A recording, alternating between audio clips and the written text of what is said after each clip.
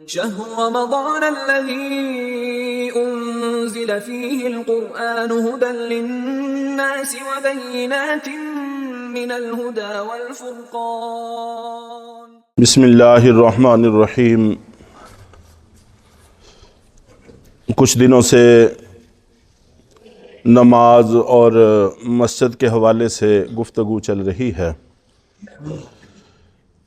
نبی پاک صلی اللہ علیہ وسلم کا پاک فرمان ہے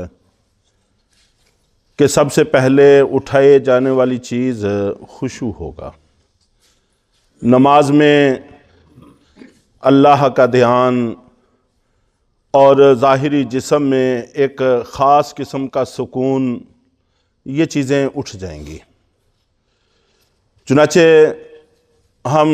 صحابہ کرام رضوان اللہ تعالیٰ علیہم اجمعین کی نمازوں کے جب واقعات سنتے ہیں اور اپنی حالت زار کو دیکھتے ہیں تو واقعی محسوس ہوتا ہے کہ بہت بڑا فرق واقع ہو گیا ہے۔ حضرت عبداللہ ابن زبیر رضی اللہ تعالیٰ عنہ، حضرت ابو بکر صدیق رضی اللہ تعالیٰ عنہ اور دیگر صحابہ کرام کے بارے میں آتا ہے کہ جب یہ نماز پڑھ رہے ہوتے تھے تو پرندے کبوتر آ کر ان کے سروں پر بیٹھ جاتے تھے۔ اتنا سکوت اور اتنا چین ہوتا تھا کہ وہ اس جسم کو جسم نہیں بلکہ لکڑی سمجھ کر اوپر بیٹھ جاتے تھے۔ انسان کے جسم میں جتنا بھی سکون ہو، بہرحال سانس اس کا چل رہا ہوتا ہے، تو یہ اللہ کے سامنے ایسے کھڑے ہوتے تھے کہ گویا کہ سانسیں بھی تھم جاتی تھیں، تبھی جا کر پرندے بے خوف ہو کر ان کے سروں پر بیٹھ جاتے تھے۔ حضرت علی المرتضیٰ رضی اللہ تعالی عنہ کی پاؤں مبارک میں، ٹانگ میں تیر لگ گیا اور تیر آر پار ہو گیا۔ اس کو نکالنے لگے، بڑی تکلیف محسوس ہوئی، تو صحابہ کرام نے آپس میں مشورہ کیا کہ جب حضرت نماز پڑھیں گے تو پھر اس کو نکالیں گے۔ چنانچہ حضرت علی رضی اللہ تعالیٰ عنہ نماز پڑھ رہے تھے تو انہوں نے آ کر تیر کو نکالا۔ جب آپ نے سلام پھیرا تو پوچھا کہ مجھے لگتا ہے کہ تیر نکالنے کے لیے تم لوگ جمع ہوئے ہو۔ انہوں نے عرض کیا کہ حضرت وہ تو ہم نکال بھی چکے ہیں۔ تو فرمانے لگے کہ اچھا، مجھے تو خبر ہی نہیں ہوئی، پتہ ہی نہیں چلا۔ تو اس طرح کے واقعات، اور اسی طرح وہ معروف اور مشہور واقعہ ہے کہ ایک پہرے کے موقع پر ایک صحابی اتفاق سے قبلہ بھی اسی طرف تھا جس طرف سے دشمن کے آنے کا ڈر تھا، تو نماز کی نیت باندھ کے کھڑے ہو گئے کہ ویسے جاگنا مشکل ہے تو نماز میں جاگنا آسان ہے۔ اس طرف کو رخ کر کے نماز باندھ کے تلاوت شروع کر دی۔ انہوں نے دور سے تیر چلایا جو آ کر جسم میں لگا اور خون بہنا شروع ہو گیا۔ ایک روایت میں یہ آتا ہے کہ وہ خون بہتے بہتے دوسرے ساتھی جو پاس میں سوئے ہوئے تھے ان کو جب جا کے لگا تو ان کی از خود آنکھ کھلی، اور انہوں نے اٹھ کے دیکھا کہ ان کو تو تیر لگا ہوا ہے، اور باقی ساتھیوں کو جگایا، اور لیکن یہ نماز میں لگے ہوئے ہیں، ان کو پتہ ہی نہیں کہ میرے جسم میں تیر پیوست ہو گیا ہے اور اس سے اتنا خون بہہ چکا ہے۔ تو یہ واقعات ذکر کرنے کا مقصد یہ نہیں ہے کہ ہماری نمازیں ویسی ہو جائیں گی،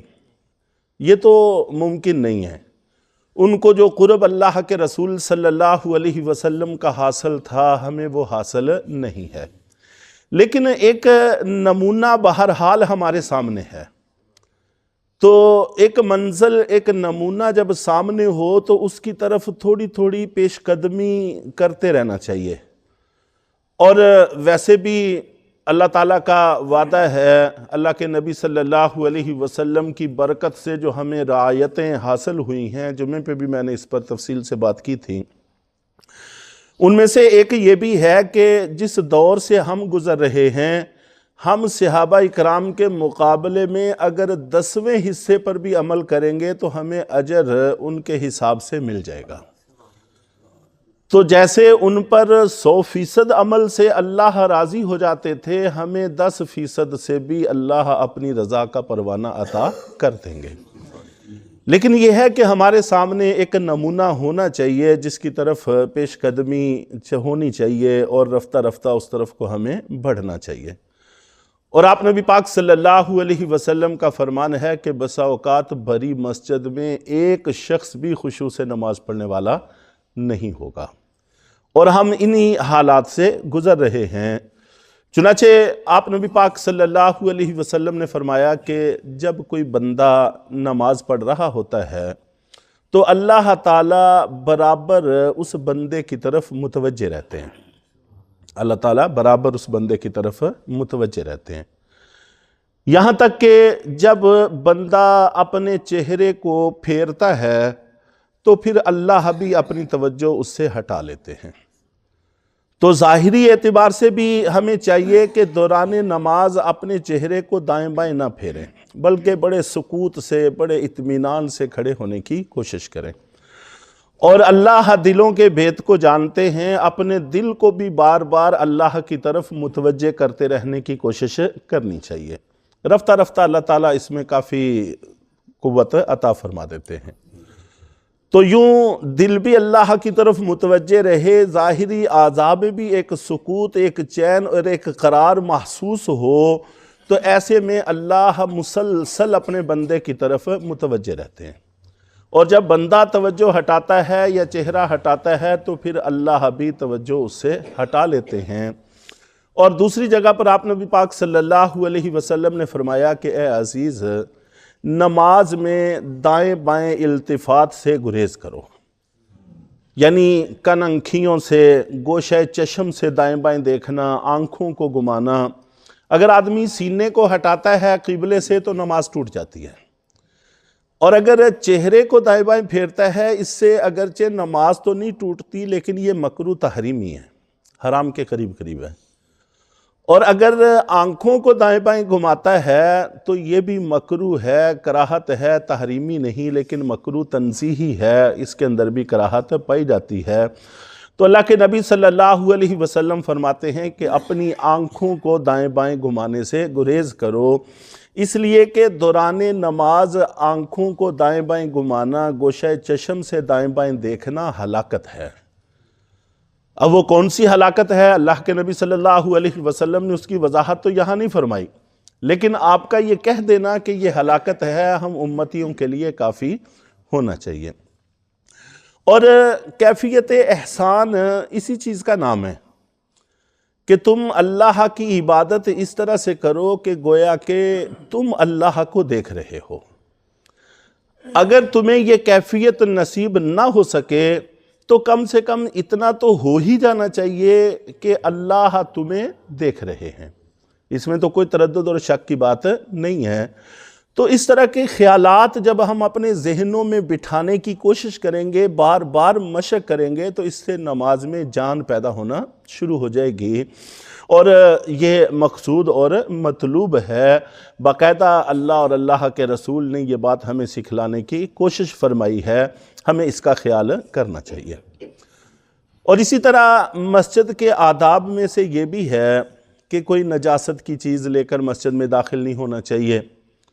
خاص طور پر بچے اگر خدا نخواستہ ان کے جسم کو نجاست لگی ہوئی ہے،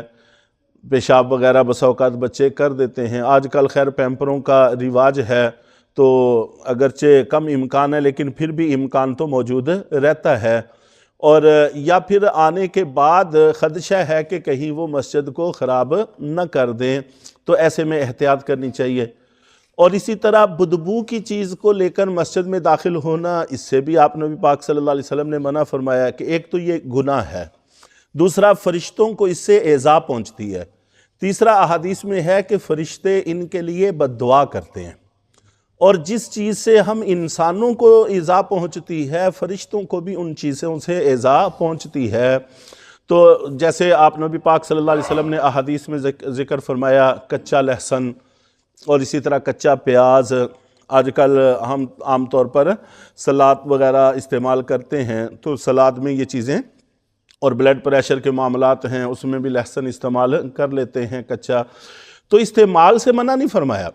لیکن استعمال کے بعد منہ کو اچھی طرح سے صاف کیے بغیر مسجد میں آنا یہ مناسب نہیں ہے۔ برش کر لیں، مسواک کر لیں، اچھی طرح سے کلی کر لیں تو پھر مسجد میں آئیں تاکہ ہمارے منہ سے بدبو نہ آ رہی ہو۔ اسی طرح تمباکو کا استعمال بہت زیادہ ہے سگریٹ کی صورت میں، حکے کی صورت میں،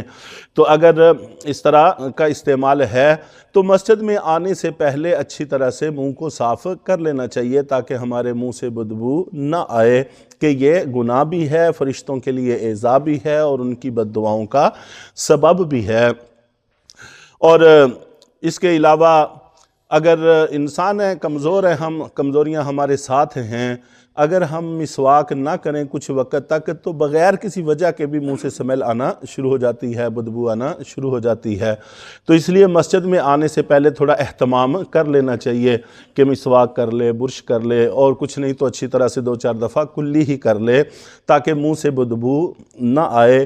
تو ان چیزوں کا خیال رکھنے کی ضرورت ہے تاکہ اللہ کے گھر کی عظمت اور ہیبت ہمارے دلوں میں بیٹھے، اور یہ ہمیں دنیا میں بھی فائدہ دے گی اور آخرت میں بھی فائدہ دے گی۔ اللہ تعالی ہم سب کو عمل کی توفیق عطا فرمائے۔